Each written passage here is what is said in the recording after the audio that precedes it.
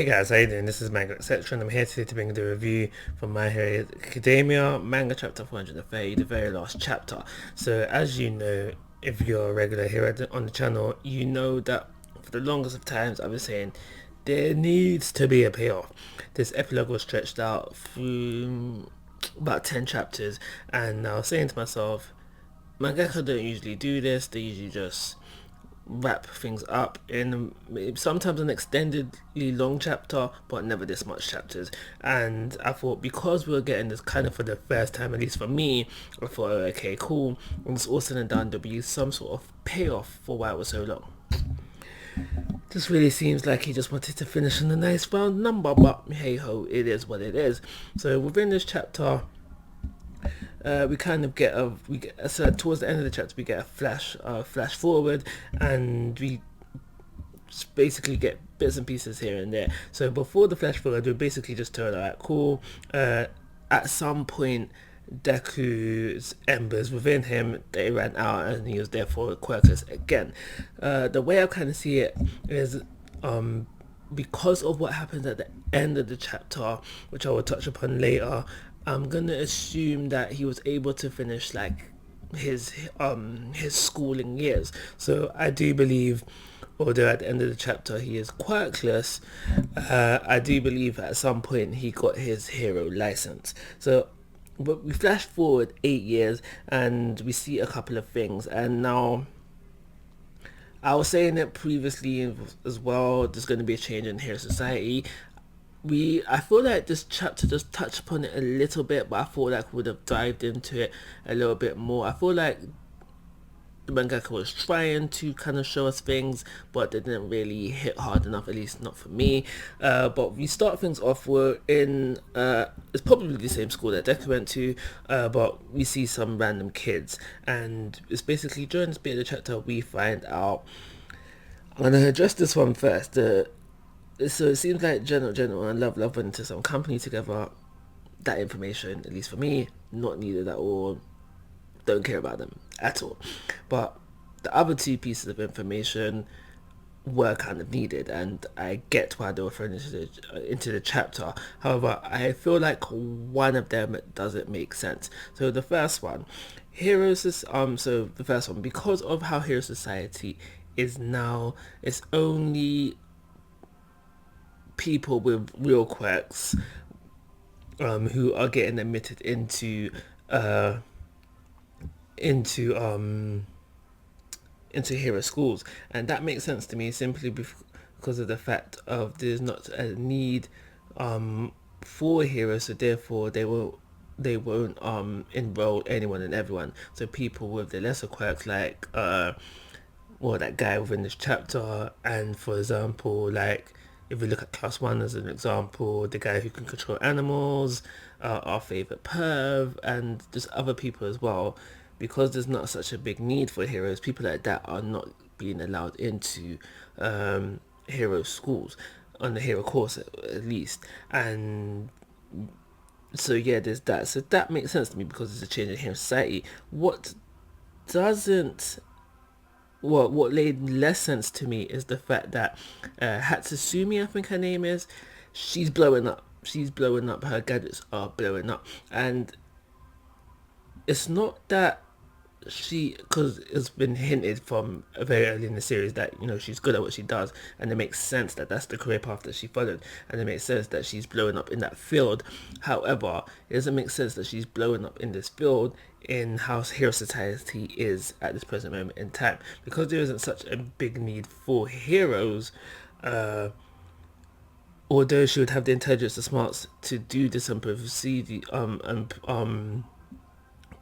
these things, like making the needed gadgets and stuff, she shouldn't have a need to make them. Therefore, she shouldn't have a need. She doesn't have really the need to make them, and because Hero Society doesn't need them, they shouldn't be out there. At least that's the way I'm seeing it. They shouldn't be out there that much, so therefore she shouldn't be as famous as she is. But I guess it is what it is with that. So, especially because of the chapter where we see Hawks and he's telling us how he's going to change how the charting system, the billboard system works, I feel like that wasn't touched upon enough. we do see this something different that he's doing, where we see Tentacool, I think his name is, and we see that he's just working on the discrimination side of My Hero Academia, people who have had their appearances altered because of their quirks. That wasn't something I was really interested in when the series was ongoing, so it didn't really interest me as that now. So that could have just been pushed to the side, in my personal opinion. But the other thing, so the way, because I thought the last chapter we would have got, alright, cool, this person's number 10, this person's number 9, and so forth. It was kind of hinted at the top 3 heroes within this chapter, with Todoroki being number 1, I'm guessing Bakugo's number 2, and only because he was mentioned, I guess I'm on the impression that Leon, my favorite hero, is number 3. But now, I'm against this.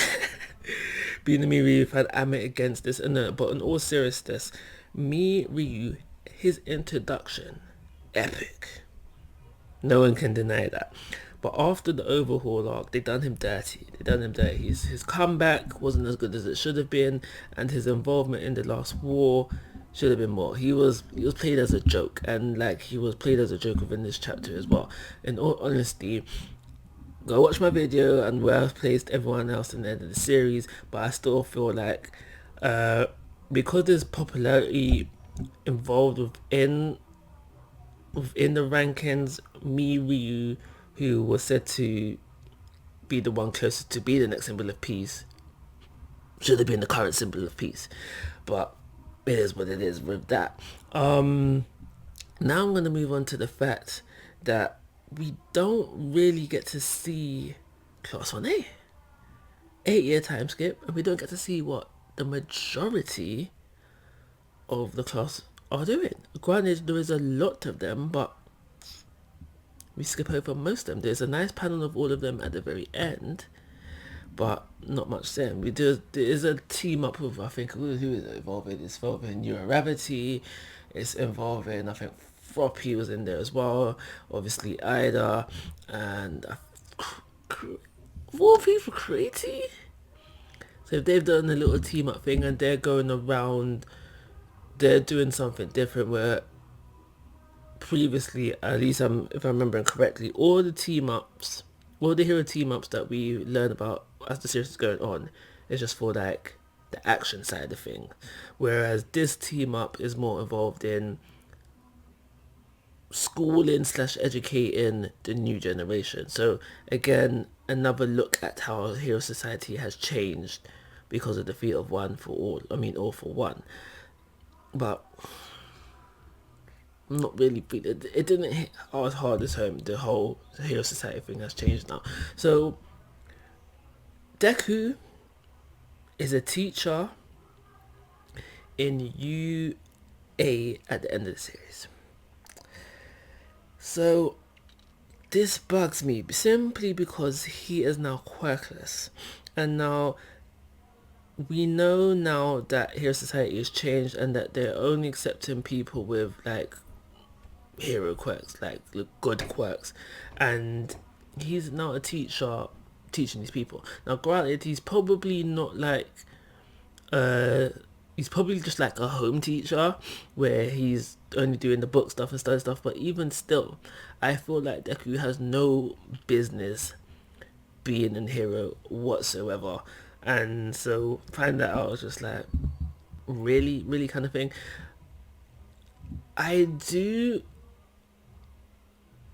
Okay, so now I'm going to talk about the ending. So the ending, Deku essentially becomes a hero again, and now I feel like that was just a cop out.